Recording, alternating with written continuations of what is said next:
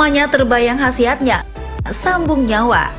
Daun sambung nyawa sudah sejak dulu kala digunakan sebagai tanaman obat oleh nenek moyang kita. Dalam bahasa Sunda, daun sambung nyawa disebut sebagai akar sedia atau daun dewa. Dalam bahasa Jawa, sambung artinya nyambung nyawa atau penyambung nyawa. Daun sambung nyawa juga dikonsumsi sebagai lalapan. Banyak mitos yang beredar di masyarakat tentang daun sambung nyawa. Daun sambung nyawa dipercaya baik dikonsumsi oleh penderita diabetes. Benarkah? Dr. Ingrid Tania akan menjelaskan secara paripurna khusus untuk Anda. Fakta mitos pertama, konsumsi daun sambung nyawa membantu menurunkan tekanan darah tinggi. Benarkah itu? Fakta atau mitos? Itu fakta, karena senyawa-senyawa dalam daun sambung nyawa itu contohnya flavonoid, itu bersifat menurunkan tekanan darah melalui mekanisme merilekskan pembuluh darah, kemudian meregangkan pembuluh darah, melebarkan pembuluh darah dengan mekanisme penghambatan enzim ACE ya, angiotensin converting enzyme ya. Jadi intinya akan menurunkan tekanan darah, plus ditambah riwayat pengalaman empirik dari nenek moyang dari negara kita maupun negara lain, memang daun sambung nyawa itu biasa dipakai untuk menurunkan tekanan darah. Sinusitis merupakan kondisi peradangan pada dinding sinus. Gejala yang timbul berupa nyeri pada bagian wajah dan menurunnya fungsi indera penciuman. Mitosnya, penyakit sinusitis dapat diobati dengan mengkonsumsi daun sambung nyawa. Itu fakta atau mitos? Fakta, karena daun sambung nyawa itu memang punya sifat yang pertama itu anti alergi. Kemudian yang kedua itu ada sifat anti peradangan. Dan yang ketiga itu ada sifat antibakteri. Sehingga ketiga sifat tersebut saling bersinergi untuk meredakan gejala-gejala sinusitis. Bagi orang dengan diabetes, selain mengkonsumsi obat, Anda juga bisa mengkonsumsi rebusan daun sambung nyawa. Karena mitosnya, daun sambung nyawa baik dikonsumsi oleh penderita diabetes. Fakta atau mitos? Ya, itu fakta. Pertama, saya terangkan dulu dari riwayat pengalaman nenek moyang kita ya, dari negara kita maupun dari negara lain, misalnya dari negara Cina. Itu memang daun sambung nyawa dipakai untuk menurunkan gula darah. Dan melalui penelitian praklinik, misalnya pada hewan coba, itu terbukti bahwa memang gula darah dari hewan coba itu turun setelah pemberian ekstrak daun sambung nyawa. Tapi ingat ya, ini penggunaan daun sambung nyawa kalau untuk sebagai obat itu terbatas pada peningkatan kadar gula darah yang tidak terlalu tinggi.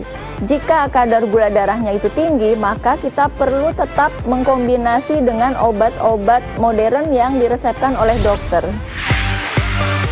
Ginjal adalah organ vital dalam tubuh manusia. Apabila ginjal rusak, maka rusak pula metabolisme tubuh kita. Mitosnya, daun sambung nyawa baik dikonsumsi penderita penyakit ginjal.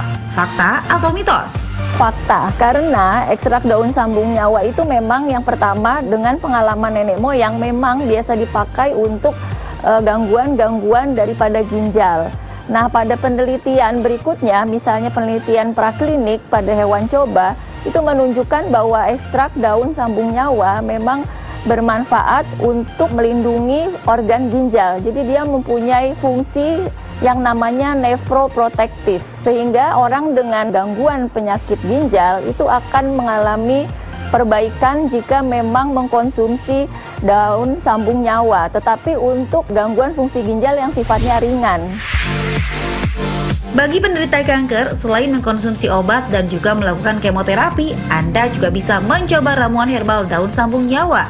Karena mitosnya mengkonsumsi daun sambung nyawa dapat mencegah risiko kanker. Fakta atau mitos? Itu fakta, karena memang daun sambung nyawa ini memang sudah digunakan oleh masyarakat dunia sejak ratusan tahun yang lalu untuk mencegah kanker. Pada penelitian-penelitian in vitro hingga penelitian praklinis, itu terbukti bahwa daun sambung nyawa memang bisa mencegah pertumbuhan daripada sel kanker dan menekan pertumbuhannya. Jika memang sudah ada tumor atau kanker, maka pertumbuhan selnya pun akan dihambat. Fakta mitos selanjutnya, mengkonsumsi daun sambung nyawa dapat mengatasi masalah pada pencernaan. Itu fakta atau mitos ya? Fakta, karena daun sambung nyawa itu memang biasa digunakan oleh nenek moyang bangsa-bangsa di dunia ini untuk meredakan gejala-gejala gangguan pencernaan. Dan pada penelitian-penelitian itu membuktikan bahwa ekstrak daun sambung nyawa itu bersifat gastroprotektif. Jadi artinya melindungi dinding lambung. Sehingga gejala-gejala dari gangguan pencernaan itu bisa berkurang dan bahkan teratasi. Fakta mitos berikutnya, konsumsi daun sambung nyawa dapat menjaga kesehatan otak. Wah, hebat ya daun sambung nyawa, tapi itu fakta atau mitos? Fakta, karena daun sambung nyawa dengan senyawa-senyawa aktifnya itu semuanya bersifat antioksidan.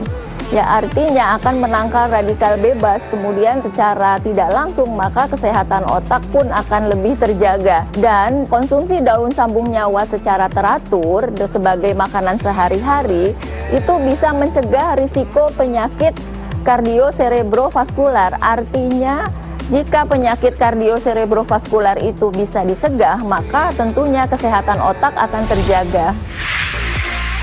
Esofagitis merupakan kondisi peradangan pada bagian tenggorokan. Gejala awal yang timbul biasanya adalah sakit saat menelan makanan. Mitosnya mengkonsumsi daun sambung nyawa dapat mengatasi penyakit esofagitis. Benarkah? Fakta atau mitos? Fakta, karena memang esofagitis itu adalah radang kerongkongan yang merupakan bagian dari sistem pencernaan kita. Daun sambung nyawa secara keseluruhan memang akan bersifat memperbaiki sistem pencernaan, termasuk jika ada peradangan pada kerongkongan yang misalnya karena kenaikan asam lambung, karena infeksi atau karena alergi, itu bisa dibantu teratasi dengan mengkonsumsi daun sambung nyawa. Wah, beragam ya manfaat dari sambung nyawa. Nah, supaya khasiatnya terasa bagi tubuh, yuk simak dulu tipsnya berikut ini. Jadi daun sambung nyawa itu kenapa namanya sambung nyawa?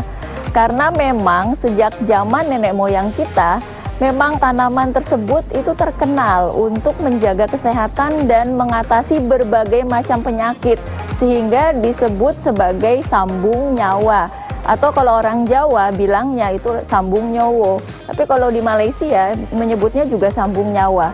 Kemudian kalau dalam bahasa Cina itu artinya 1000 penyakit, artinya tanaman untuk mengatasi 1000 penyakit. Tips-tips yang bisa saya sampaikan, sebaiknya kita mengkonsumsi daun sambung nyawa itu dalam menu makanan kita tiap hari. Misalnya minimal kita bisa mengkonsumsi 3 lembar daun sambung nyawa yang segar. Itu minimal, dan sebenarnya karena daun ini sangat aman sebagai makanan kita sehari-hari, jadi dimakan sebagai lalap dengan sambal itu sudah sangat baik. Dan batasannya juga tidak terlalu strict ya, asal kita tidak mengkonsumsi secara berlebihan, misalnya 1 kilo per hari itu sudah sangat berlebihan. Jadi dalam porsi yang normal. Kemudian tips saya berikutnya, daun sambung nyawa ini selain bisa dimakan mentah, juga bisa diolah menjadi semacam teh ya, teh sambung nyawa, tapi bukan digabung dengan daun teh, tetapi dengan merebus daun sambung nyawa, misalnya 10 lembar, ke dalam segelas air, kemudian direbus hingga mendidih. Setelah mendidih dimatikan apinya, kemudian airnya bisa kita minum. Dan kita bisa minum misalnya sehari 1 gelas atau 2 kali sehari 1 gelas. Mengkonsumsi tanaman herbal untuk kesehatan boleh saja, asal tahu batasannya. Jangan lupa imbangi juga dengan olahraga dan rutin mengkonsumsi makanan bergizi.